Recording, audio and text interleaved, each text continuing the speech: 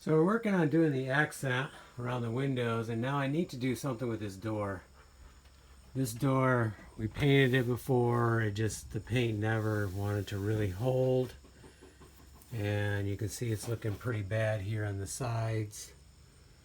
But now with this roof on, the sun used to hit direct here. So it took a beating. This is where we had water coming in, and it ruined some of the floor inside, or tarnished it, colored it.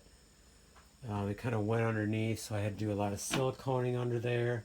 This was a problem area because of where it was located, and there was no roof above here, so there was no protection. So this was a big problem. The roof is going to take care of it. This door should not take a beating anymore.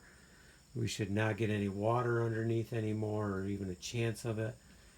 I kind of wish I would have done this sooner, but now is better than never. So I'm going to do some scraping.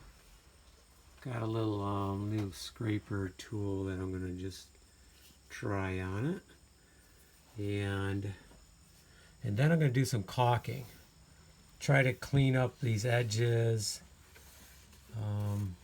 Thought about caulking each one of these, but maybe I will not.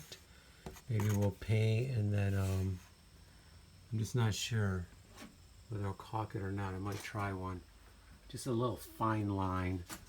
This I want to caulk to make this look better. Look how rough it is. I want to make that look nicer. And by doing that, I'll probably end up doing all these with white caulk. Get it scraped, get it ready, and then I'm planning on just painting it to white, since it's not going to take the beating. And then we'll do our accent in here, and it should look great. Okay, let's get to work. You can see where it needs some TLC. Even these corners, I'm going to caulk those areas too.